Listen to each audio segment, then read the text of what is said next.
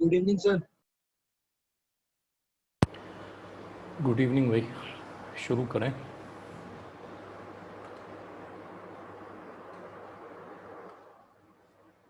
हमने last time पुली पढ़ना शुरू कर दिया था ना। एटवुड मशीन में हमने टेंशन एक्सेलरेशन का फॉर्मूला लिख लिया था। हाँ सर, उसमें टेंशन आपने कहा था डिराइव करके देखना। हाँ किया था। वो आ नहीं रहा। ऐसे मत करो यार। देखो, मान लो आपने लिखा m1g minus T equal to m1a, है ना। फिर आपने लिखा t minus m2g equal to m2a। अब आपको क्या करना है, a को गायब करना है ना, तो आप इसको पूरे को इक्वेशन को मल्टीप्लाई कर दो m2 से, इस पूरे को मल्टीप्लाई कर दो m1 से, और उसके बाद दोनों को सब्ट्रैक्ट कर लो। तो आपके पास देखो क्या आ जाएगा, यहाँ पे आ जाएगा आपके पास m1 m2g, तो ये बन जाएगा 2m1 m2g सब्ट्रैक्ट करने पे, और माइनस कितना बन जाएगा m2t, और यहाँ कितना बन जाएगा माइनस m1t इक्वल टू 0। लो, हो गया सारा, ठीक है ना। t की वैल्यू कितनी आ गई, 2m1 m2g upon m1 plus m2, बस ये simple.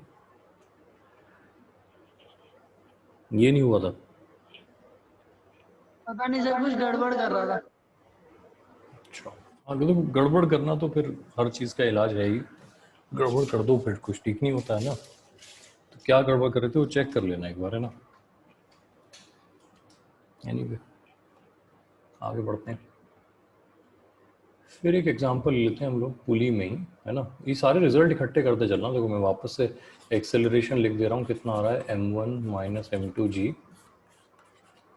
Upon m1 plus m2, ठीक है ना। इनफैक्ट इस पर क्वेश्चन भी मैं आपसे पूछ सकता हूँ। अगर मैंने आपसे कहा कि if a is g by 5, find m1 is to m2। मानते हुए कि m1 m2 से ज़्यादा है, अगर a g by 5 है तो m1 m2 का रेशियो क्या होगा। करो ज़रा, सॉल्व करो। a अगर g by 5 है तो m1 m2 का रेशियो क्या होगा, जल्दी सॉल्व करो।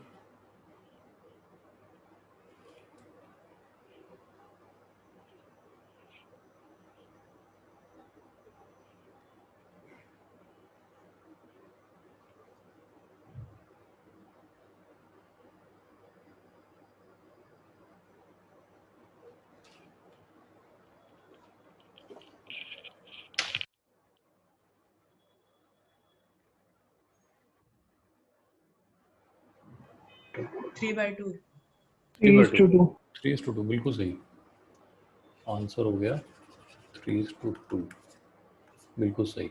आगे बढ़ रहे हैं। ऐसे बता दो, अगर ये g by 4 होता तो कितना हो जाता, g by 4 होता तो कितना हो जाता। चलो g by 3 होता तो कितना हो जाता, ये बता दो। g by 3 में कितना हो जाएगा,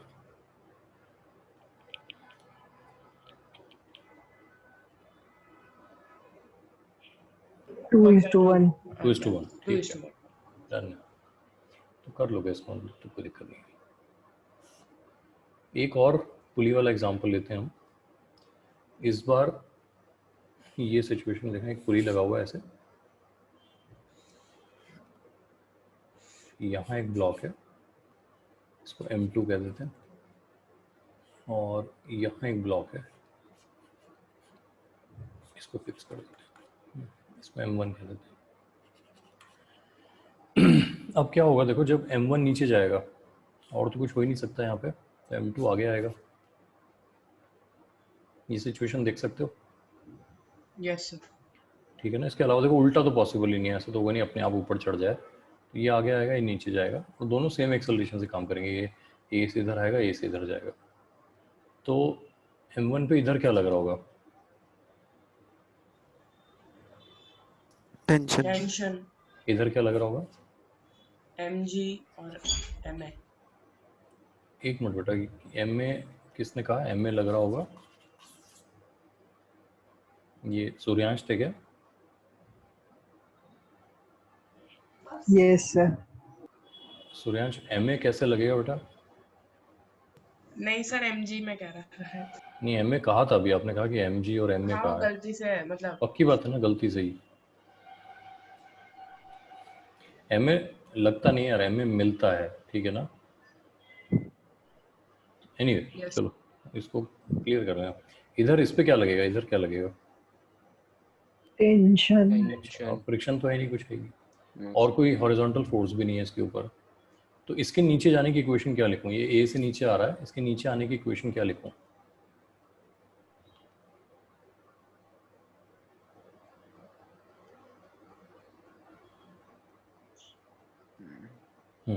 बोलो।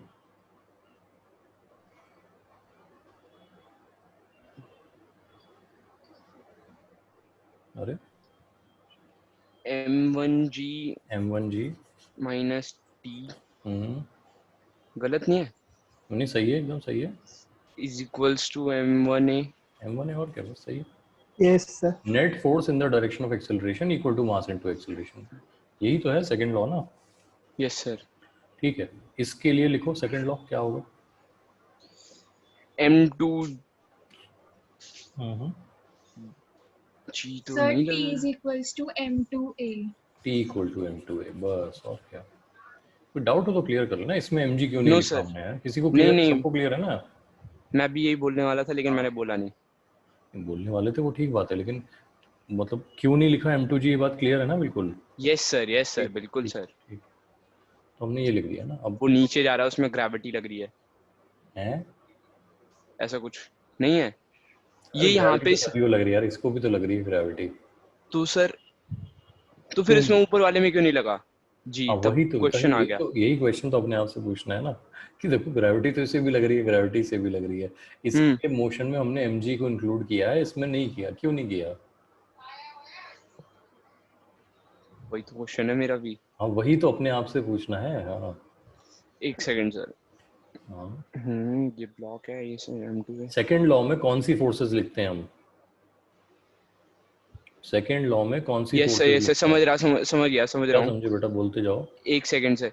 ये M2A हमारा वो हो गया अपना, ये इसका ये हो गया, फिर ये इधर से, हाँ ठीक है सर। उसके बाद ये टेंशन लगी, फिर यहाँ नीचे जाके ये हो गया सर। ये M1G से जाएगा ना, शुरुआत तो M1 से होगी ना? क्या कह रहे हो? मतलब ये जो हम ना शुरू करेंगे खींचना, वो मतलब छोड़ दो यार, मेरी बात समझो ना। आप तो सिर्फ M2 पे फोकस करो अभी। M2 दिखाई दे रहा है आपको ना? Yes sir. ठीक है, M2 के एक्सेलरेशन की इक्वेशन लिख रहे हैं। मैंने आपसे ये पूछा है एक्सेलरेशन की इक्वेशन। ओके सर, फिर ठीक है, क्लियर हो गया। क्या हो सॉरी गया? Sir, sorry. क्या क्लियर हुआ? एक्सेलरेशन की थी ना, तो सर मैंने सोचा कि वो उसमें ग्रेविटी भी इंक्लूड होगी। एक्सेलरेशन की तो सर पिछले वाले में तो यही था ना, हमने पिछले वाले में ब्लॉक कनेक्टेड बाय पुली वाला भी तो करा था ना। अरे तो इतनी उससे लंबी मेरे को कहानी नहीं पूछ रहा हूँ मैं, क्या पूछ रहा हूँ तो बताओ मुझे यार। मैं ये पूछ रहा हूँ कि जब हम न्यूटन सेकंड लॉ लिखते हैं ना, yes sir, equal to ma, उसमें कौन सी फोर्सेस को इंक्लूड करते हैं? सर अपनी टेंशन। अरे अपनी टेंशन क्या यार, मैं इन जनरल बात पूछ रहा हूँ। मैं कह रहा हूँ सेकंड लॉ में कौन सी मास इंक्लूड करते हैं। फिर यार क्या चीज सर, इन आप मेरे को जनरल समझ नहीं आ रहा। किसी भी जनरल सिचुएशन में when writing the equation for second law F equal to ma, which forces are included and which are not included? Sir अभी भी मेरे दिमाग में यही आ रहा है जो आप मैं अभी बोल रहा था, तो आप ही बता दो सर। क्या मतलब, मैं समझ नहीं पा रहा, आप बता दो एक बार तो फिर क्लियर हो जाएगा। न्यूटन सेकंड लॉ लिखते वक्त मान लो एक पार्टिकल की, देखो मैं इसका फ्री बॉडी डायग्राम बना देता हूँ M2 का।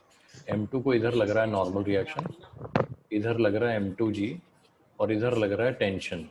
हमने इक्वेशन में सिर्फ T इक्वल टू M2A लिखा है, इन दोनों को क्यों नहीं लिखा हमने?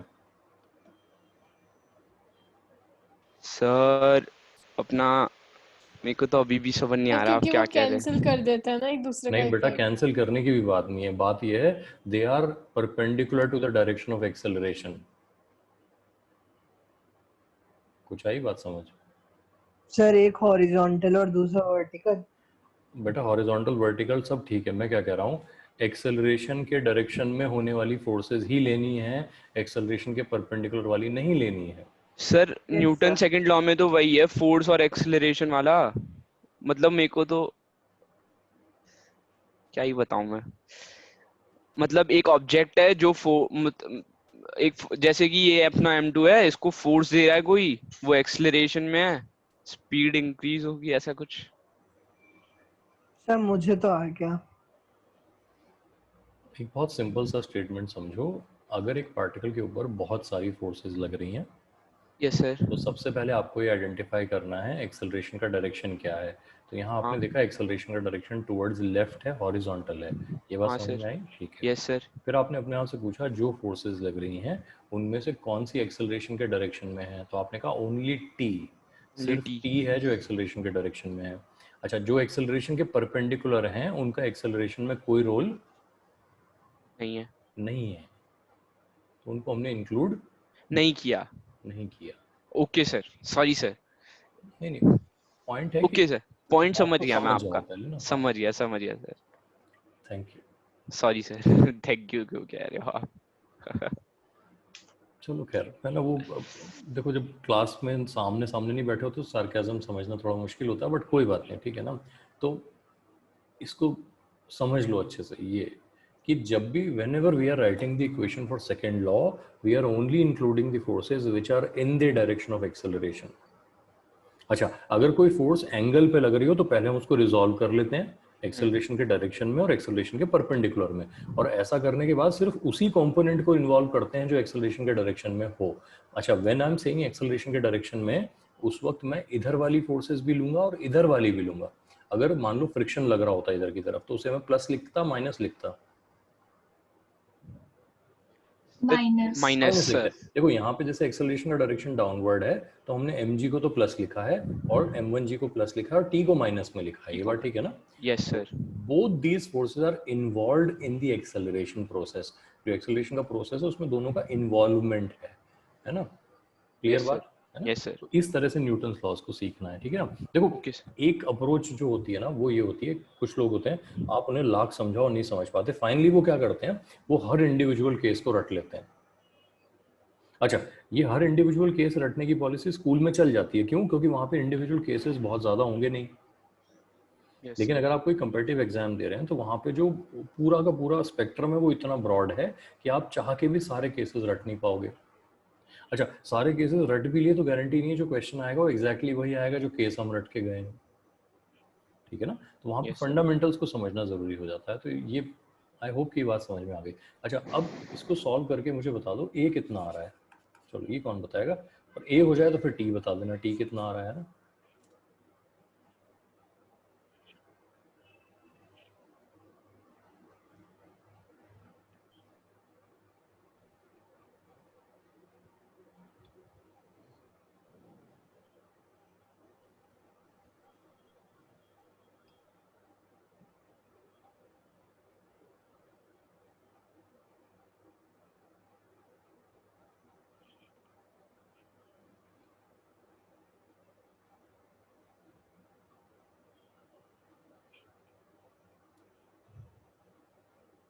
कोई भी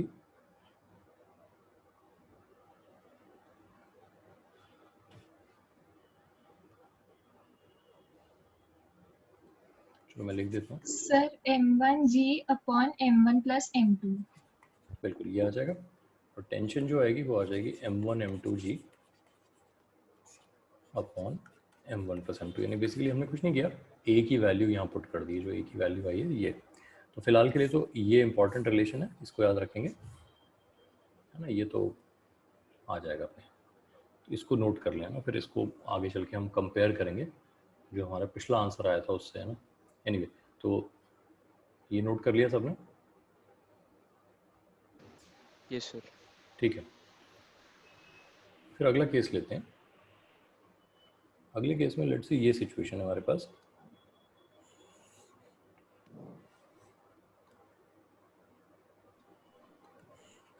एक पुली लगा हुआ है ऐसे, एक ब्लॉक है, इसको M2 कह देते हैं, यहाँ एक ब्लॉक है, इसको M1 कह देते हैं, ये थीटा है, मान लेते हैं ये नीचे जाएगा और ये नीचे जाएगा, तो इसको ऊपर जाना पड़ेगा, ऐसा अज्यूम कर लेते हैं अभी के लिए, बाद में क्या एक्चुअल कंडीशन होगी वो देख लेंगे। एनीवे, तो ये ड्रॉ कर लो पहले,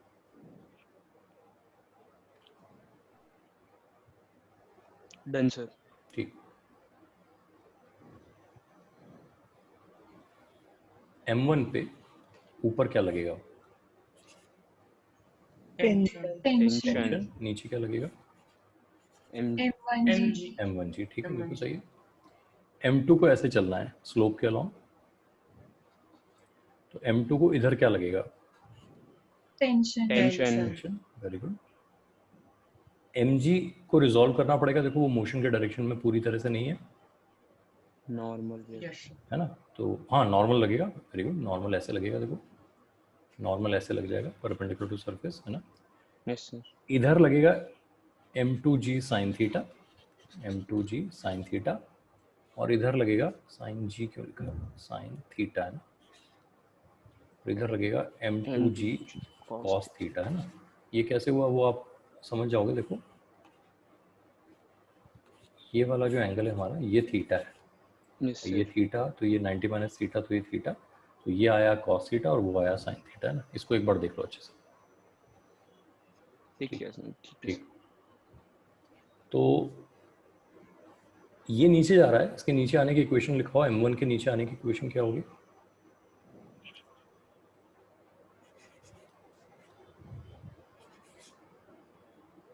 -t इक्वल टू M1A।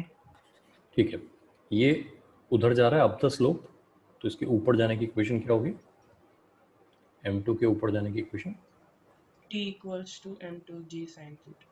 क्या बात करो बेटा, नहीं t ऊपर माइनस t m2, माइनस है ना, हाँ हाँ, t t minus minus m2g sin theta is M2G sine theta equal to M2A, ये ठीक है ना। अच्छा, ये भी समझ लेते हैं, इस डायरेक्शन में इक्विलिब्रियम होना चाहिए, तो n equal to M2G cos theta होगा, है ना। वो उसका इसमें कोई रोल नहीं है, लेकिन समझ लेते हैं कि हाँ इतना होगा। ये इक्वेशन देख ली दोनों, 1 और 2? Yes sir. ठीक है, इक्वेशन बनानी भी समझ में आ गई कैसे बनी है दोनों इक्वेशन, हाँ सर। ठीक है। तो एक काम कर लेते हैं, एक्सेलरेशन लिखते हैं कितना हुआ, तो ये हो जाएगा, ध्यान से देखना, M1 minus M2 sine theta, bracket के बाहर ये लिख देते हैं, अपॉन M1 प्लस M2।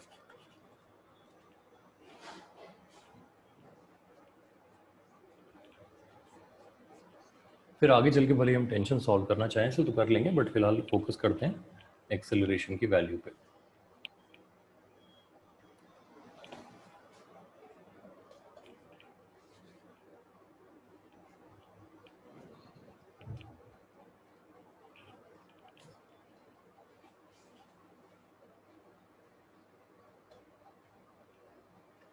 लिख लिए?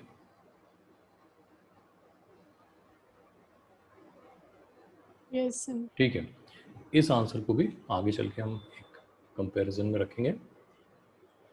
अगला केस ले लेते हैं जिसमें इंक्लाइंड प्लेन है हमारे पास,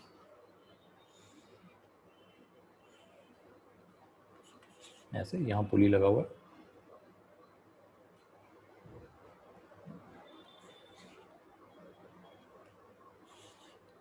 यहाँ एक ब्लॉक है और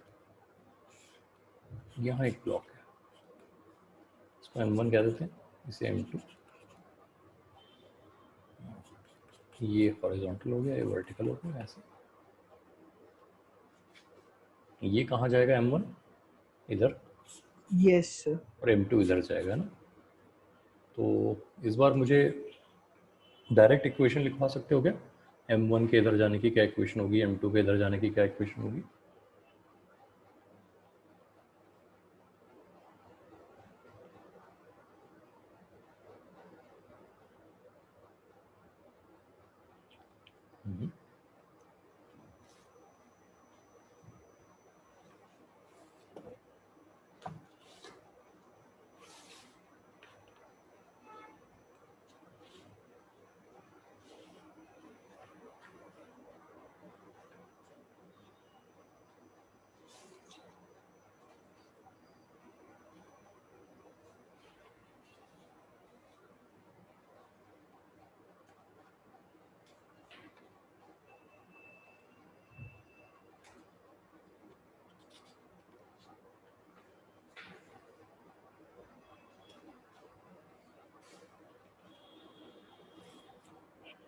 कोई भी?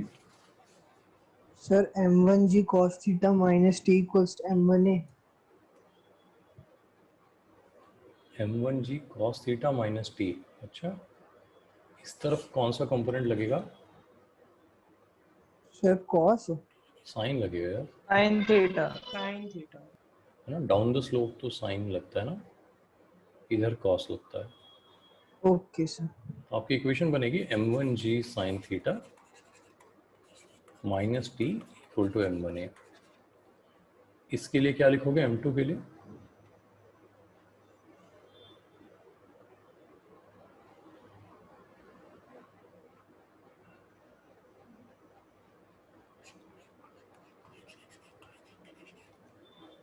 t equal to m2a।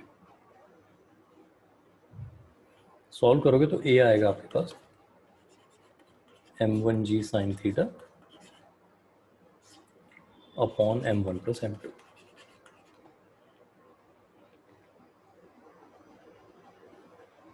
ठीक है, कोई डाउट हो तो पूछ लेना कि भाई ये वाली बात कैसे लिख दी है, मैं एक्सप्लेन कर दूंगा।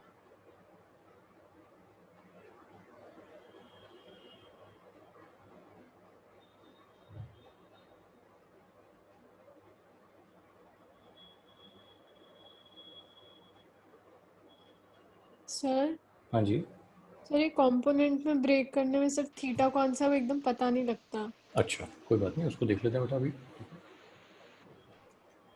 देखो, जब आप ये वाला इसके लिए कर रहे हो ना, मान लो आपने m1g तो ऐसे वर्टिकल लिखना है, इसमें तो कोई दिक्कत ही नहीं है।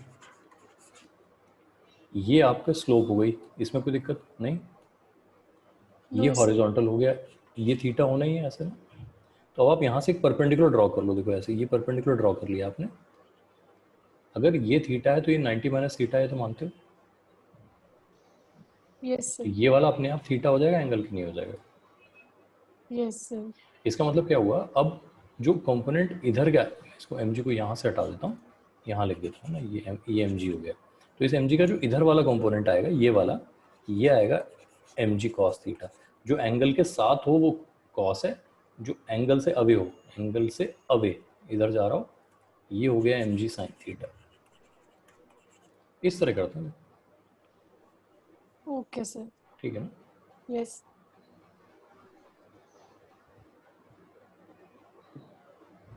सर मैं थीटा को उस तरफ समझ रहा था, किस तरफ?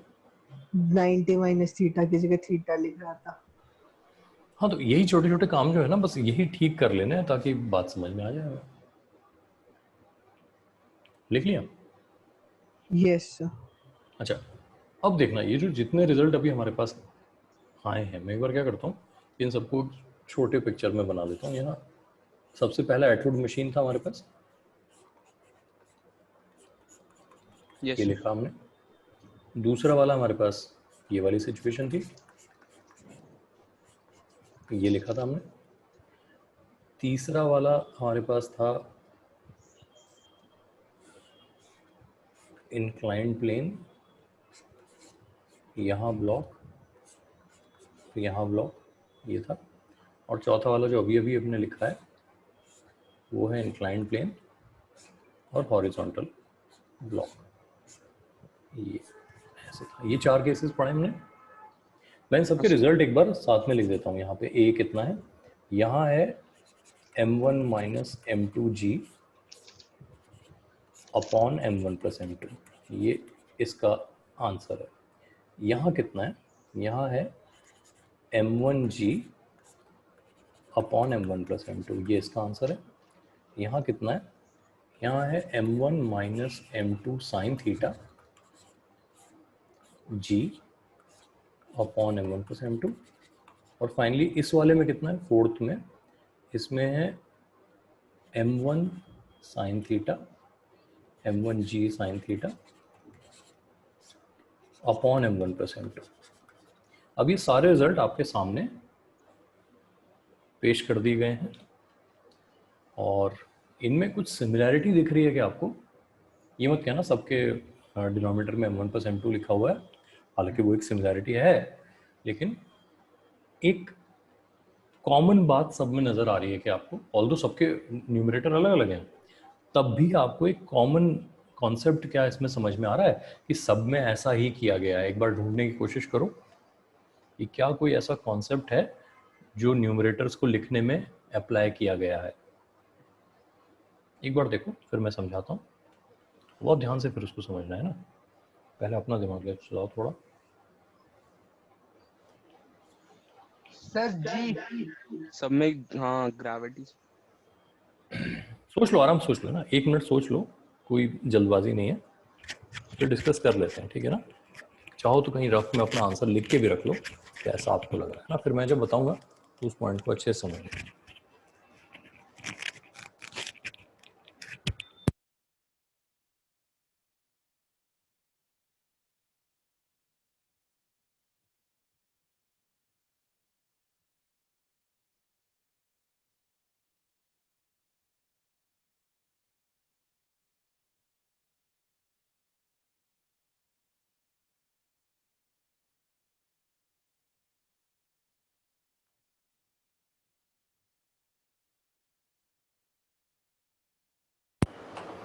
सोच लिया सबने?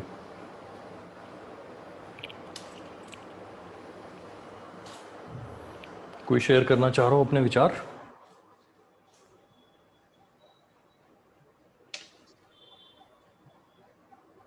सर सब में m1g पॉजिटिव है। बिल्कुल ठीक है, बिल्कुल सही है ना। लेकिन बेटा उसमें तो ये हुआ ना, हम ऐसा कह सकते हैं सब में क्या है, एक क्वांटिटी पॉजिटिव है और दूसरी क्वांटिटी नेगेटिव हो सकती है ना, या तो होगी नेगेटिव या नहीं होगी, बिल्कुल गायब ही होगी। ये बिल्कुल ठीक है। देखो यहाँ क्या है, m1 ज़्यादा है m2 से, इस वजह से हर जगह m1 पॉजिटिव आ रहा है। अगर m2 ज़्यादा होता तो फिर वो m2 वाला केस हो जाता है, ये बात ठीक है ना। बट हाँ, मतलब एक बात आप समझ रहे हो, थोड़ा सा और सोचो, है ना। सर जहाँ पे हम्म। एंगल है वहाँ पे साइन थीटा यूज हो रहा है। जहाँ एंगल है वहाँ साइन थीटा यूज हो रहा है। अच्छा, जहाँ पे एंगल है ही नहीं, फ्लैट है, वहाँ पे क्या हो रहा है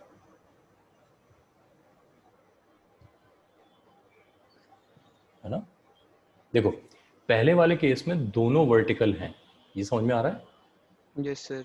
तो दोनों अपीयर हुए हैं m1 m2। Yes sir. दूसरे वाले केस में एक वर्टिकल है एक हॉरिजॉन्टल है, तो हॉरिजॉन्टल अपीयर ही नहीं हुआ। नहीं सर। पक्की बात। हाँ सर। यस। इस केस में ये पूरी तरह से वर्टिकल है, यस। m1 तो पूरा पूरा आया है, ये टेढ़ा चलेगा टेढ़ा। तो कम आया है ना, साइन कम आया है। यस। यहाँ पे देखो ये जो कम चलेगा टेढ़े वाला, ये m2 है, सॉरी m1 है, m1 ये पार्शियली आया है, ये आया ही नहीं है बिल्कुल, है ना। Yes sir. ठीक है, कुछ हिंट मिल रहा है इससे?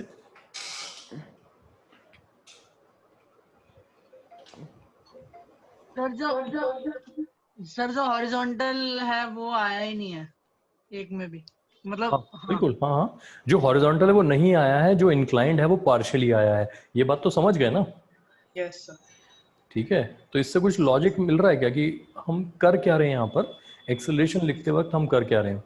मैंने आपको कहीं किसी जगह लास्ट टाइम पे एक बात की थी, हमने कहा था जब एक सिस्टम होता है हमारे पास सिस्टम, तो हम एक्सेलरेशन ऑफ द सिस्टम कैसे लिखते थे, net external force upon total मास, ऐसे लिखते थे नहीं लिखते थे, अपॉन टोटल मास ऐसा लिखते थे ना।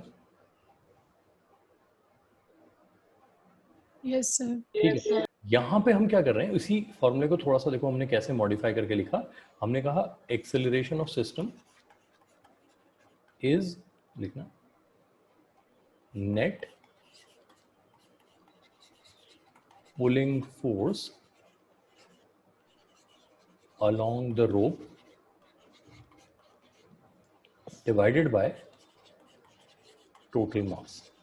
देखो समझना, अगर किसी पुली सिस्टम का एक्सेलरेशन बताना हो तो न्यूमरेटर में हमने क्या लिखा, net pulling force along the रोप। उसका क्या मतलब है भी डिस्कस कर लेंगे। और उसको किससे डिवाइड कर दिया, टोटल मास से। टोटल मास से।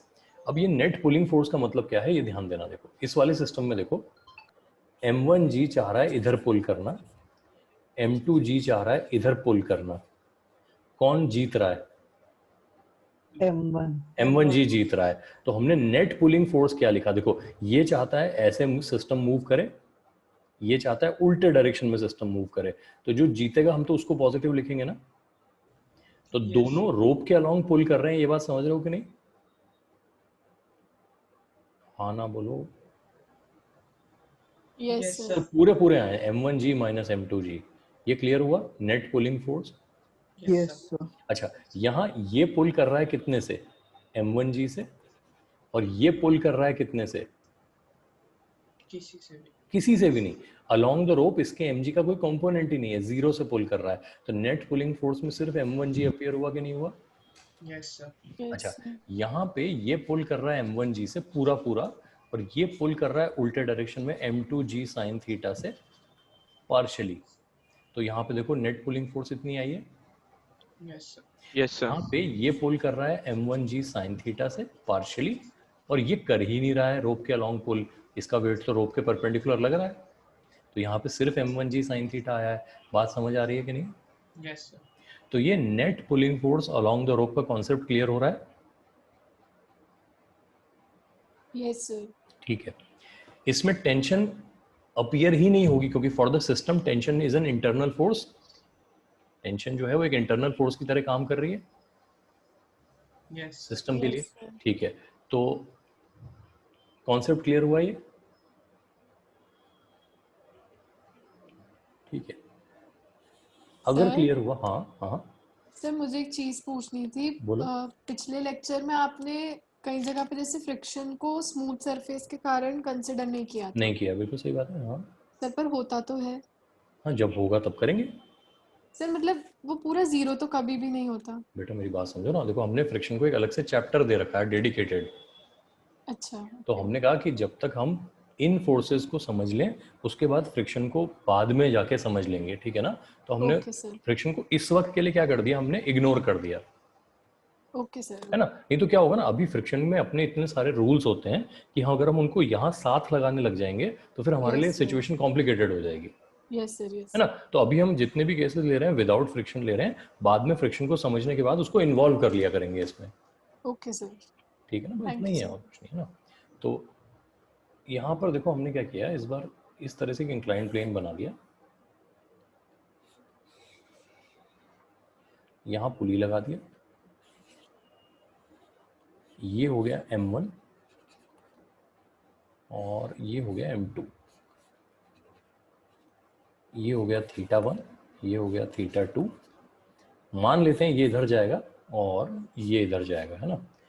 उल्टा भी हो सकता है डिपेंडिंग अपॉन कि कौन ज़्यादा कंपोनेंट लगाएगा पुल करने में, बट अभी फिलहाल ये मान लेते हैं। अगर आप मेरी बात समझ गए हो, ये पिछला वाला डिस्कशन समझ गए हो, तो अब आप मुझे इसका डायरेक्ट एक्सेलरेशन लिख के बता दो कितना होना चाहिए, है ना, अगर समझ गए हो तो। नहीं तो इसका मतलब ये हुआ कि ज़बरदस्ती हाँ में हाँ मिलाते हो, है ना, जो कि गलत आदत है, धीरे धीरे छूट जानी चाहिए।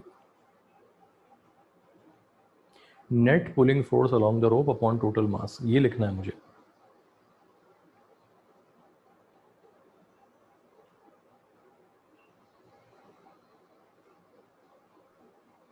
Sir m1 minus m2 into g upon m1 plus m2। बेटा साइन थीटा कहीं आएगा ही नहीं उसमें, सर दोनों में M1 साइन थीटा भी हाँ, हाँ, आएगा। सर। दोनों में दोनों sin में सर आएगा, दोनों में। है ना, समझे ना मुझे बात? तो लिखो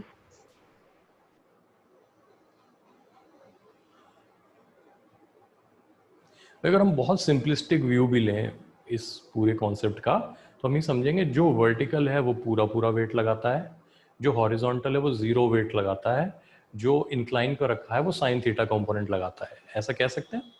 यस सर। ठीक है यस ना? तो सर। यहाँ तो दोनों इंक्लाइन Yes. प्लेन पे है, ऐसे तो ही हमारा समझा मैंने। एक्सेलरेशन कितना हो जाएगा? ये हो जाएगा m1 sine theta 1 minus m2 sine theta 2, bracket के बाहर g लिख देंगे, upon M1 plus m1 plus m2। ये हो जाना चाहिए कि नहीं? हाँ सर। समझ गए? yes sir सर यही हुआ है। ठीक है, चलो देखो, समझ गए आप लोग कह देते हो, ठीक है ना? इसका ये बिल्कुल मतलब मत समझना कि मैं विश्वास कर लेता हूँ आप समझ गए, ठीक है ना? यस ठीक है सर। ना? ये तो ऐसे ही में एक रिटोरिकल क्वेश्चन है कि समझ गए, आपने कहा हाँ। समझे कि नहीं समझे ये तो वक्त तय करता है। तो वक्त आ गया है तय करने का, अभी देख लेते हैं। चलो थोड़ा और ढंग से बनाते हैं इसको। ये हमने लिखा 30 डिग्री, यहाँ 5 kg, यहाँ 10 kg, और आप मुझे बताएंगे एक्सेलरेशन कितना है। चलो बताओ।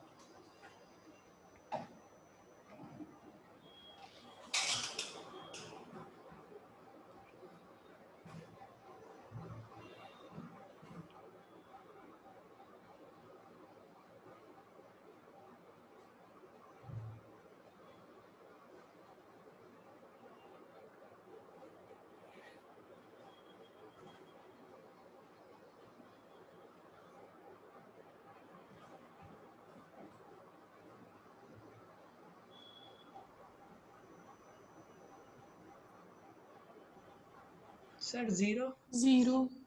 जीरो बिल्कुल सही है, आंसर है 0, बिल्कुल ठीक है, वेरी गुड।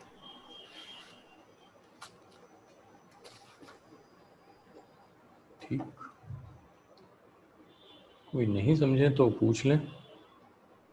सर वैसे ये तो कॉमन सेंस से भी सोच सकते थे ना। नहीं यार, कॉमन सेंस क्या है इसमें, मैथ्स है यार। चलो बताओ फिर, कॉमन सेंस बताओ।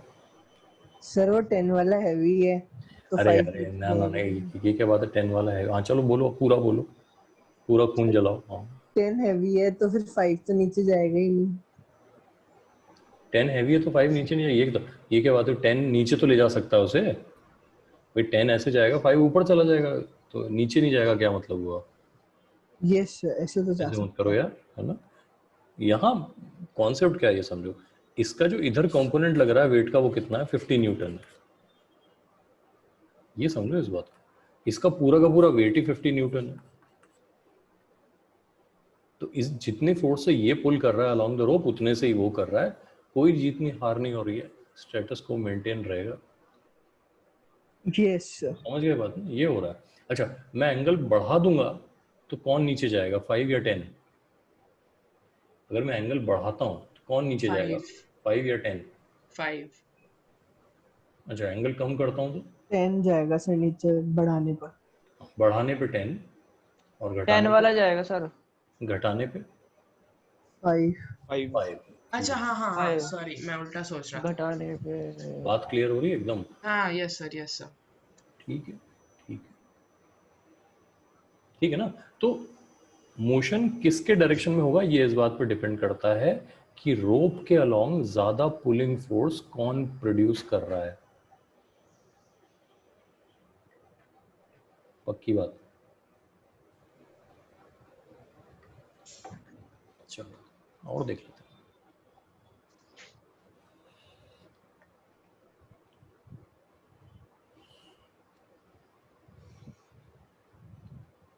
एक इंक्लाइंड प्लेन की साइड्स दी हुई हैं,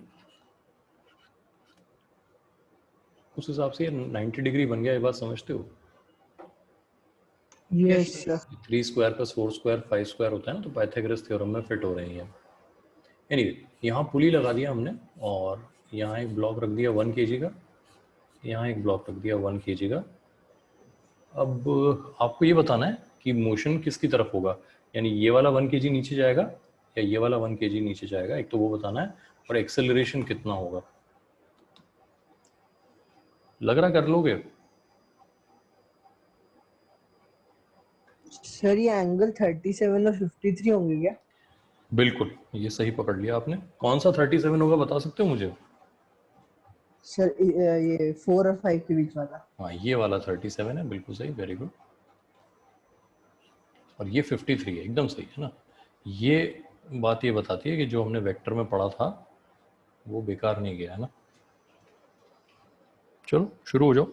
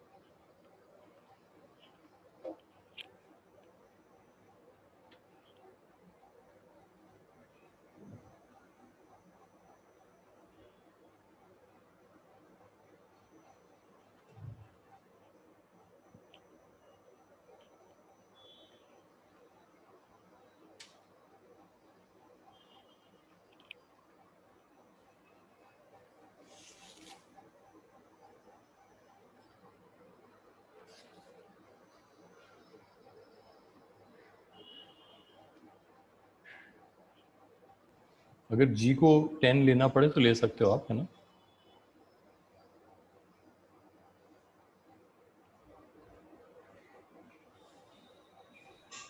सर लेफ्ट वाले की तरफ नीचे जाएगा। लेफ्ट वाले की तरफ नीचे जाएगा, अच्छा अभी देखते हैं। Sir acceleration 1। Acceleration 1, very good. Raghavan?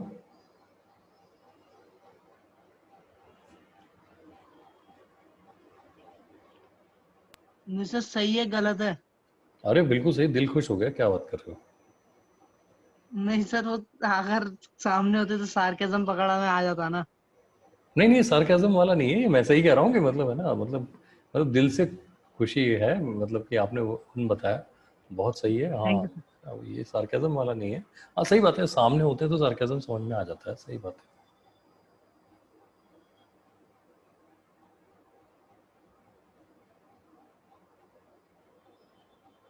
ठीक है, तो एक्सेलरेशन इज 1, तो g/10 कह सकते हैं उसको, g/10 है ना। तो आई होप कि आपने सही तरीके से ही सॉल्व करके लाए होगे, ऐसा नहीं है कि मतलब जादू टोने से आंसर बता रहे हो मुझे। यस सर, एक्सेलरेशन 1 आ रहा पक्का? Yes sir. सॉल्व करके आ रहा है ना, जादू टोने से तो नहीं आ रहा है? नहीं सॉल्व करके। ठीक है। और कौन नीचे जाएगा, लेफ्ट वाला 1 कि राइट वाला 1? लेफ्ट वाला 1। पक्की बात? Yes sir.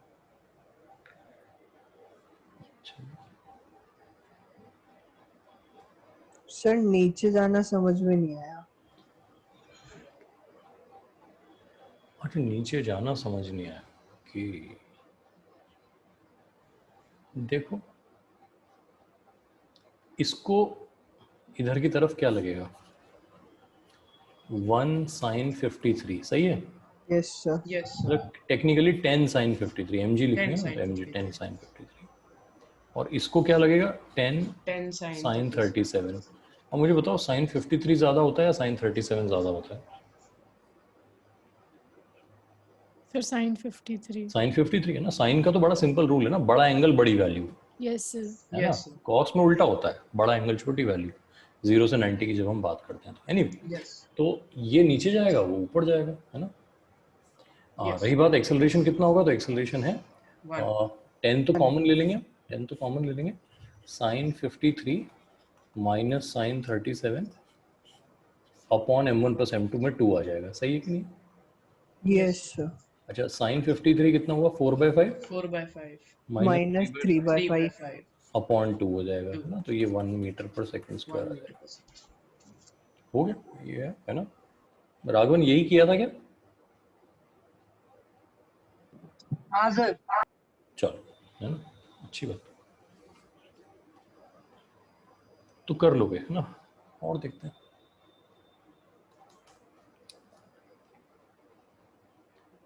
एक सिचुएशन ये है, देखो ये M1 है, चलो M2 कहते हैं इसको, है ना, और ये M1 है ना।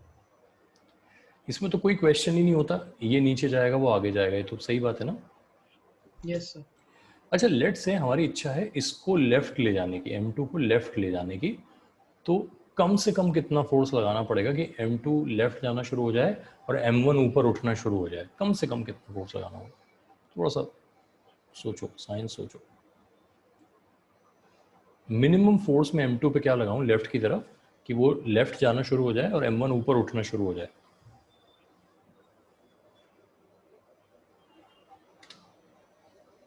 कोई भी।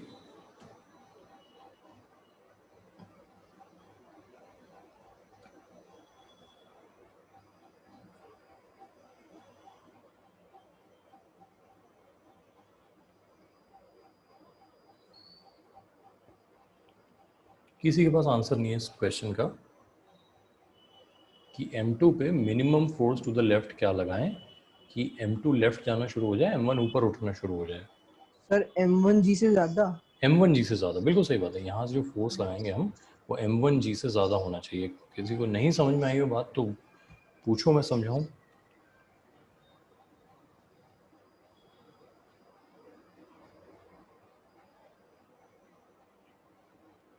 सबको समझ आ गई? कहते ही समझ आ गई, बड़ा सही। तो चलो मान लेते हैं, है ना, हालांकि मुझे शक है लेकिन मान लेते हैं। तो हमने यहाँ पे फोर्स तो लगाई लेकिन M1G से कम लगाई। कितनी लगाई? M1G/2 लगा दी हमने, है ना। ये F लगाया यहाँ पे और ये F है कितना? M1G/2 के बराबर है। क्या ये सिस्टम लेफ्ट की तरफ जा पाएगा? नहीं। आंसर है नहीं, क्योंकि कम से कम आपको M1G लगाना था तब जाके ये नीचे जाने से रुक पाता। तो हमने तो कम लगाया है तो नीचे तो नहीं जाएगा, अभी भी ये नीचे जाएगा और ये आगे जाएगा। अब एक्सेलरेशन कितना होगा ये बताना है आपको। एक्सेलरेशन कितना होगा ये बताना है और सर कोशिश करो। हाफ लगाने के बाद? हाँ, ये जो M1G/2 हमने अपनी तरफ से लगा दिया ना, ये लगाने के बाद सिस्टम का एक्सेलरेशन कितना आएगा, और क्या इसको बिना पेन पेपर का इस्तेमाल किए आंसर दे सकते हो, है ना, अगर समझ में आ गया ठीक से तो। Sir M1G/2। नहीं बेटा, वो तो फोर्स हुआ यार, एक्सेलरेशन पूछ रहा हूँ मैं तो।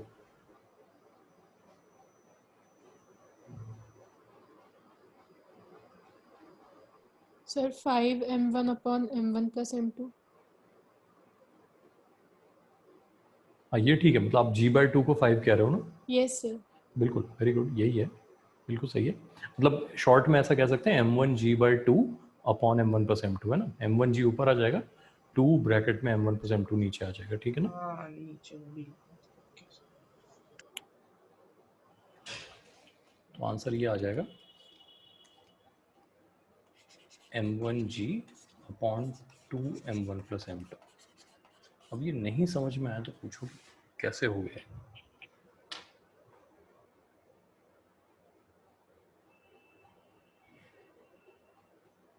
कोई नहीं पूछने वाला, सब समझ गए।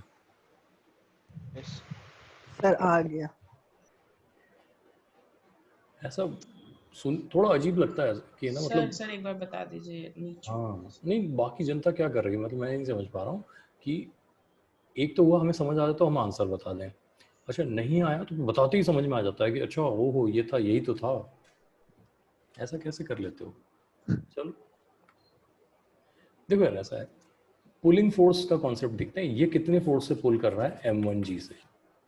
अच्छा, जब हम फोर्स नहीं लगाते थे तो इसका कोई पुलिंग फोर्स था ही नहीं रोप के अलाउंग। तो अब नेट पुलिंग फोर्स कितना हो गया? M1G हमारा इधर और M1G/2 हमारा उधर, तो नेट फोर्स कितना हुआ? M1G/2। हाँ, नेट पुलिंग फोर्स, है ना, ये कितना हो गया? M1G/2 हो गया। तो net pulling force divided by total mass, यही तो आंसर है हमारा। पक्की बात? Yes sir yes sir. अभी मान लो ना ये सिचुएशन ऐसी होती कि हमने एक रैंडम नंबर यहाँ पे लिख दिया होता, कुछ भी रैंडम सा नंबर हमने ऐसे लिख दिया, 5 लिख दिया यहाँ पे 5, और ये हमारा m1 है और ये हमारा m2 है। अब एक्सेलरेशन की वैल्यू क्या हो जाती? अब एक्सेलरेशन की वैल्यू क्या हो जाएगी?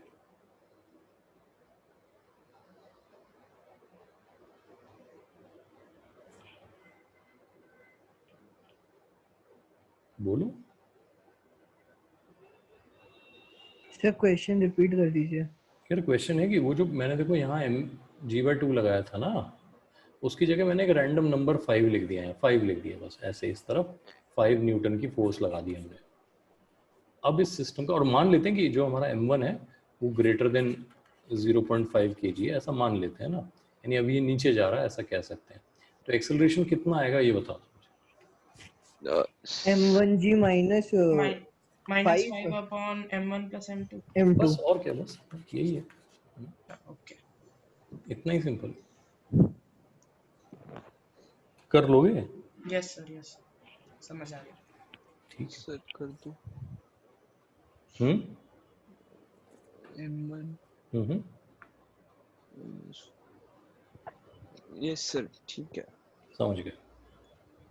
पता नहीं सर पता नहीं समझ गए? नहीं सर समझ गया, मतलब हाँ सर समझ गया, लेकिन अचानक से दूसरी दिमाग शक में है? आंसर आना बंद हो गया। अच्छा, टाइम लगेगा आने में? पता नहीं क्या हो रहा है सर, अभी तक तो आ रहे थे सबके, अभी धीरे हैंग कर धीरे ये गया? हैंग कर गया है, ऐसा लग रहा है। हाँ अच्छा, रैम बढ़ाओ, है ना, रैम बढ़ाओ। m1 plus m2। अच्छा, दिमाग की रैम बढ़ाई जा सकती है, आपको पता है यार? वो सर एक चिप आई है ना न्यूरो। कोई चिप विप नहीं आई, वो तो जब आएगी तब आ चिप जाएगी। आई हाँ भाई थोड़ा रिसर्च वो ध्यान दिया कर, वो आई हाँ है। हाँ हाँ हाँ, ऐसा है ना, देखो नहीं कोई वो ठीक है, बना रहा है, सही है। कोई देखो बना रहा है वो यूएस जो में। वो जो वो जो चिप है ना, वो तो ये है कि वो आपके बेसिकली थॉट्स पढ़ सकती है, तो आपके हाँ जो जितने भी एआई बेस्ड होंगी ना चीज़ें, वो ऑपरेट करना इजी हो जाएगा। जैसे मान लो कि अभी तो क्या होता है ना कि आपको जैसे सेल्फ ड्राइविंग कार है मान लो, है ना, तो हाँ सेल्फ सर ड्राइविंग कार को भी आपको प्रोग्राम करना पड़ता है कि भाई इधर जाओ उधर जाओ, इधर। हाँ ठीक है ना। अब मान लो कि वो चिप आपकी सेल्फ ड्राइविंग कार के साथ आपने सिंक कर ली है ना, तो आपको सिर्फ क्या करना है, बैठे बैठे सोचना है कि टर्न लेफ्ट, है ना, तो वो कार क्या करेगी, लेफ्ट ले लेगी। हालांकि हाँ सर, बहुत उसमें सारे, आगे ये भी था कि अगर आगे अपग्रेड होगा तो इसमें जो सोचने की शक्ति है वो सब भी थोड़ा बढ़ेगा, ऐसा कुछ। सोचने की शक्ति तो सोचने वाले पे डिपेंड करती है ना यार, हाँ सर, वो कितना सोच सकता है आगे। है ना, वो वाली बात है। ऐसा तो नहीं होगा ना कि मतलब कोई मतलब 10th फेल व्यक्ति है, आपने उसको पीएचडी करा दी है ना, नहीं सर। ठीक है, तो वो अलग बात है। मैं जो कह रहा हूँ वो बात समझो ना, मैं तो हाँ सर बहुत सिंपल समझ बात कह रहा हूँ गया। कि यस। बेसिकली जो दिमाग की रैम होती है ना, बेसिकली रैम समझो, रैंडम एक्सेस मेमोरी होती है हाँ ना। सर। हाँ मतलब हमारा क्या होता है कि एक समझ लो कि जो हमारा पूरा ब्रेन है वो तो एक तरह की हार्ड ड्राइव हो गया है ना, जिसमें बहुत सारी स्टोर्ड इन्फॉर्मेशन है। अच्छा, फिर हमारे ब्रेन का एक पार्ट है जो रैम की तरह काम करता है, यानी जब भी हमें कोई भी इंफॉर्मेशन को एक्सेस करना होता है तो ये चीज़ हमारी हेल्प करती है। अच्छा, ये जितनी फंक्शनल होगी हम उतना जल्दी रिकॉल कर पाएंगे चीज़ों को। आपने देखा है जैसे जैसे लोगों की एज बढ़ती जाती है, चीज़ें रिकॉल करना उनके लिए मुश्किल हो जाता है ना, यस सर। है ना। आप यस देखोगे यस कि ना after a certain age, let's say 50s में आने के बाद में, आप कई लोगों को घर में देखोगे कि वो छोटी छोटी सी बात भूल जाते हैं, लोगों के नाम भूल जाते हैं। मतलब हो सकता है वो किसी व्यक्ति को रोज मिलते हो, है ना, लेकिन जब जरूरत पड़ी उसका नाम याद करने की तो एकदम से उतर गया दिमाग से कि अरे इसका नाम क्या था, है ना। तो बेसिकली क्या हो रहा है, हमारी रैम जो है वो कमजोर होती जा रही है। अब खैर आप लोगों की तो एज वो है नहीं जिसमें अब रैम नेचुरली कमजोर हो जाती है, तो अब हमारे दिमाग में जो रैम है उसमें क्या है, बहुत सारा क्लटर है। क्लटर किस चीज़ का है, जितनी बकवास आप दिन भर में करते हो ना, जितनी बकवास, यस सर। ठीक है ना, यानी पढ़ाई छोड़ के सब जो है वो जिंदगी की बकवास है, ये सोच लेना, ठीक है ना। वो सारी की सारी जो है वो आपके रैम जो है उसको क्लटर कर रही है, उसको यूज कर रही है बेसिकली। यानी आप बहुत सारा जंक डेटा है वो दिमाग में भरे जा रहे हो। अच्छा, वो कहाँ से आ रहा है, वो यूट्यूब से भी आ सकता है, वो इंस्टाग्राम से भी आ सकता है, वो ट्विटर से भी आ सकता है, वो स्नैपचैट से भी आ सकता है, मतलब जो भी दुनिया भर की बीमारियां हैं उन सब से आपकी रैम जो है वो बढ़ती जा रही है, बढ़ती जा रही है, बढ़ती जा रही है। अच्छा, और रैम भरने वाले लोग कौन है, घर में घर परिवार के लोग जो है वो रैम भरने का सबसे बड़ा साधन है। दिन भर कुछ ना कुछ बात करते रहते हैं, इसकी बात, उसकी बात, मौसी की बात, चाची की बात, बुआ की बात, है ना। तो वो सब क्या कर रहे हैं, हमारे दिमाग की रैम जो है उसको ऑक्यूपाई कर रहे हैं। अच्छा, इसमें हमारा जो सबकॉन्शियस ब्रेन है वो एक बहुत बड़ा फैक्टर है।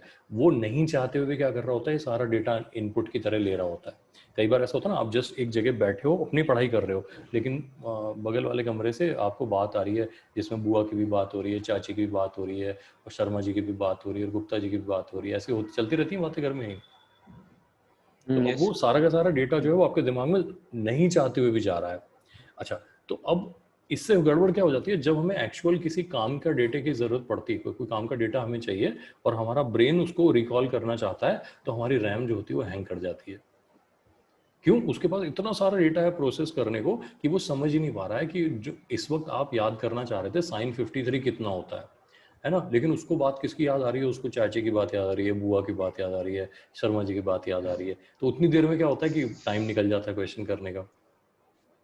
तो अपने दिमाग को क्लटर फ्री रखने का सबसे अच्छा तरीका क्या है कि हमेशा, है ना, एक तो जो आपका स्लीप पैटर्न होता है ना उसको यूनिफॉर्म रखें। ठीक है, आपका जो ब्रेन होता है वो बना है, it is designed to dump all that junk data during your sleep. जब आप सोते हैं तो आपको ने जितने बकवास दिन भर में करी होगी ना, वो सबको वो भूलने को तैयार बैठा है, बस आपको उसको मौका देना है। तो अगर आप एक सही टाइम पे सो रहे हैं, सही टाइम पे जाग रहे हैं, और उस पर्टिकुलर ड्यूरेशन में आपकी नींद जो है वो बिल्कुल कंसिस्टेंट आ रही है, ऐसा नहीं हो रहा है कि बार बार जाग जा रहे हैं या आपको ऐसा लगा। कई बार ऐसा होता है ना कि हमारा फ़ोन जो होता है वो रात में भी कभी टी टू टू की आवाज़ें करने लगता है, कोई मैसेज अब डिलीवर हुआ है हमें, है ना। तो अचानक से क्या होगा, हमारी आंख खुल जाएगी, फिर वापस सो जाएंगे। तो अगर आप कंटिन्यूसली आप एक एटलीस्ट 6-7 घंटे की लगातार नींद ले सकते हो, बहुत ज़्यादा नहीं, ठीक है ना, तो आपको अपने आप जो दिखाओगे कि आपका जो ब्रेन है वो बेटर काम कर रहा है। पहली बात तो अपने आप को बकवास से दूर रखने की कोशिश करो जितना हो सके, है ना, जितना प्रैक्टिकली पॉसिबल है उतना अपने आप को बकवास से दूर रखने की कोशिश करें, फोकस करें पढ़ाई के ऊपर, और सोने का टाइम सही कर लें, है ना। ये फर्क नहीं पड़ता कि आप कब सो रहे हो कब जाग रहे हो, रोज उसी टाइम सोना है उसी टाइम जागना है। कंसिस्टेंसी जो होती है ना वो अगर बनाए रखेंगे तो हो जाएगा। तो एक ऐसी रैंडम टिप है जिसको हम यूज़ कर सकते हैं। अभी देखो हमने 2 ब्लॉक ऐसे रख लिए, ये 1 kg है, ये 2 kg है, इधर मैंने लगा दिया 50 न्यूटन, ठीक है, 50 न्यूटन। आप मुझे एक्सेलरेशन बताओगे कितना है। अच्छा, एक्सेलरेशन बता दो तो फिर टेंशन इन द रोप कितनी है वो भी बता देना। हो जाओ शुरू।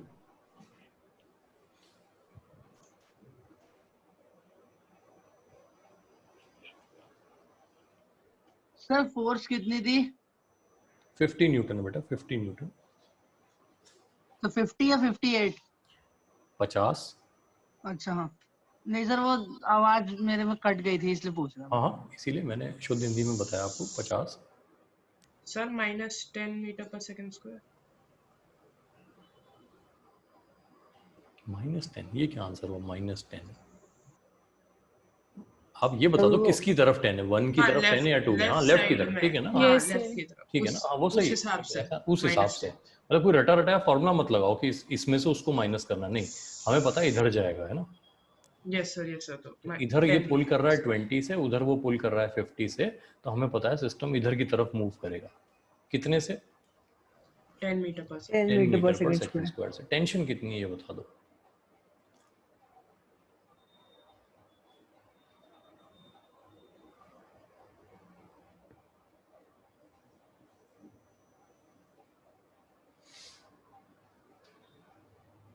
कोई भी।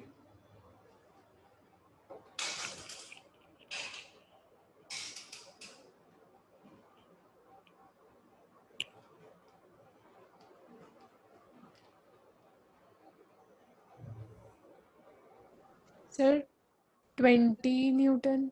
नहीं बेटा 20 नहीं है, और 20 क्यों नहीं होगा ये भी मैं आपसे एक बार डिस्कस कर लूंगा, ठीक है ना। ये 20 तो सर, बिल्कुल ही, 10 ओहो 10 तो खैर, ओ भाई मारो मुझे मारो। 40 सही है, 40 सही है, 40 इज द करेक्ट आंसर। तो टेंशन 40 है, पहले लिखो 40 है, फिर मैं समझाता हूँ कैसे है, और फिर मैं समझाता हूँ कि आपके आंसर 10 या 20 देने पे मेरा डिसअपॉइंटमेंट का लेवल इतना ज़्यादा क्यों है ना, तो वो समझो। सर 40 है। 40 है, ठीक है, मैं समझ गया, लेकिन जो मैं कह रहा हूँ बात समझो। देखो अब पढ़े लिखे लोगों की तरह बात करते हैं। देखो पढ़ा लिखा क्या, न्यूटन पढ़ा लिखा व्यक्ति है ना, हम न्यूटन पढ़े लिखे हो गए ना अब। देखो ये ब्लॉक 2 kg का है, हाँ बोलो। Yes sir. ऊपर हाँ जा रहा सर। है, हाँ बोलो। हाँ यस सर। सर। ठीक है, 10 से जा रहा है, हाँ बोलो। हाँ हाँ हाँ ठीक है। अच्छा 2 kg का ब्लॉक 10 के एक्सेलरेशन से ऊपर जाएगा तो नेट फोर्स अपवर्ड 20 होनी चाहिए, हाँ बोलो। Yes sir. यस ठीक सर। है, इस पे ऑलरेडी एक डाउनवर्ड फोर्स 20 का लग रहा है, यस सर। तो Yes, net sir. Force 20 upward करने के लिए ऊपर 40 लगाना पड़ेगा, हाँ बोलो। 20, हाँ सर। Yes. आई बात समझ में आ गई? हाँ सर। बस ये है। अब जो मैं कह रहा हूँ ना, आपने जब 10 और 20 आंसर दिया तो मेरा खून क्यों जला, इसको समझो अब, है ना।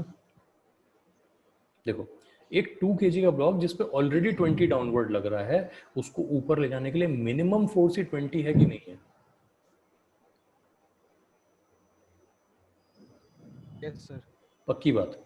Yes sir. आप अच्छा, राघवन ने 3 बार बोला यस सर। ठीक है, दूसरे डिवाइस पे को हो रहा था।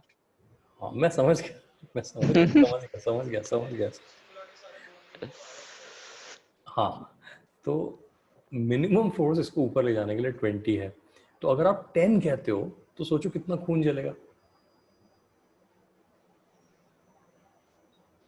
सही है कि नहीं है? यस सर चलेगा। जलेगा।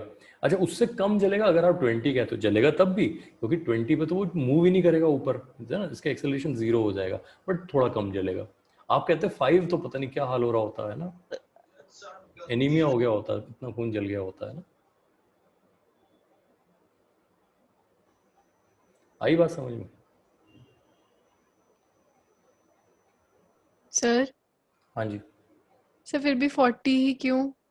मैं देखो 40 ही क्यों तो एक अलग बात है, लेकिन 40 मतलब 20 से ज्यादा होना, ये बात क्लियर हो गई ना। Yes sir. तो अब 40 कैसे हुआ वो समझो। 2 kg का block has to move with an acceleration of 10 upwards, हाँ बोलो। Yes yes sir. Sir. It needs an upward force of 20, net upward force of 20 newton चाहिए इसे। मैं न्यूटन कह गए ना, अगर F equal to M A है,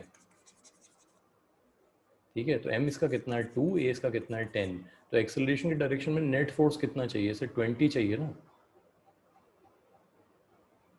यस सर। ठीक है, इसको ऑलरेडी एक दुश्मन लग रहा है, कितने का, 20 का, यस सर। तो उसको ओवरकम करके इसको ओवरऑल 20 चाहिए, तो दोस्त को कितना होना पड़ेगा अच्छा ओवरऑल ओवरऑल। ओवरकम करने के इसको बाद। मैथमेटिकली हम कैसे लिखते हैं, हम कहते हैं t minus 20 equal to 2 into 10, यही लिखते कि नहीं लिखते?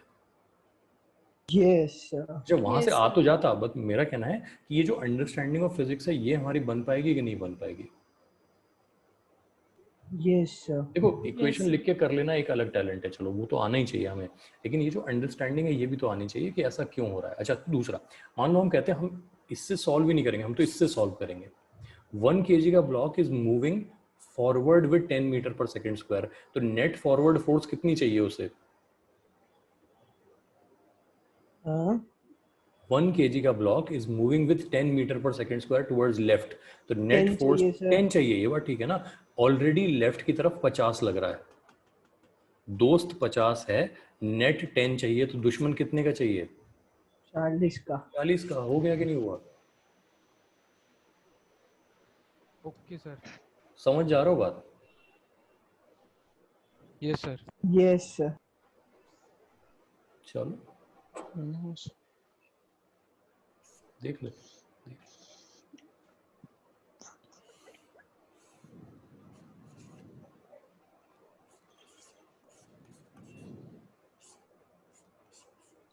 ये इसको 30 डिग्री लिख लेते हैं ना, 30 डिग्री आसान हो जाता है।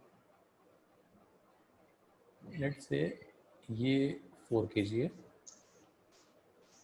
ये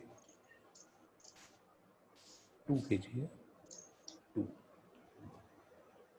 और इधर हमने फोर्स लगा दिया 12 न्यूटन का, ठीक है।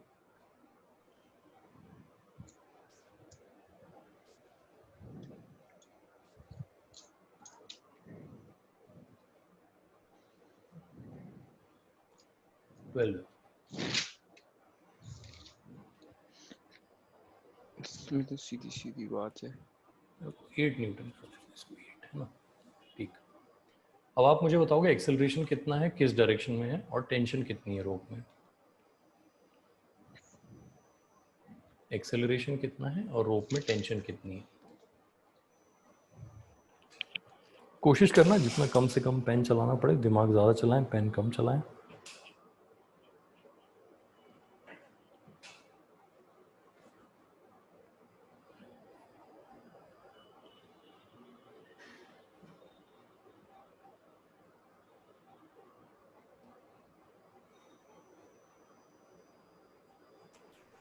सर एक्सेलरेशन 2 है।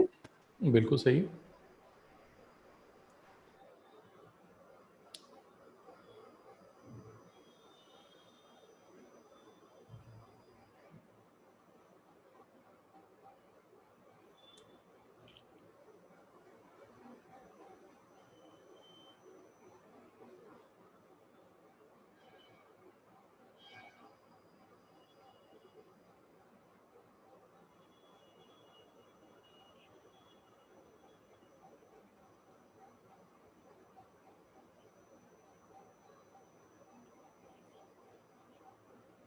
एक्सेलरेशन सही है, टेंशन बताओ।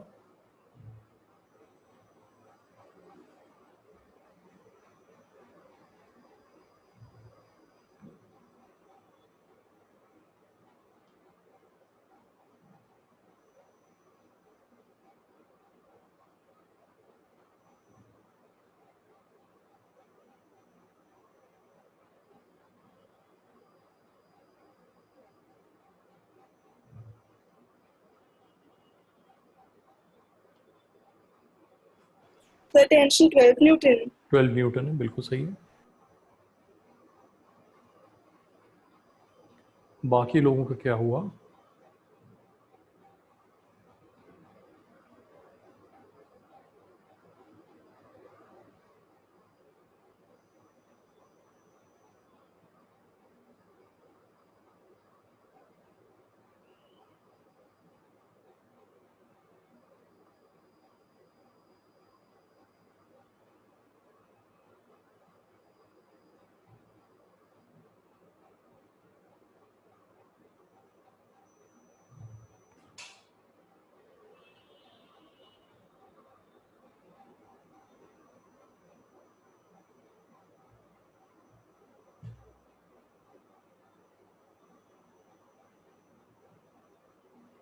कहाँ गायब हो गए भाई सब।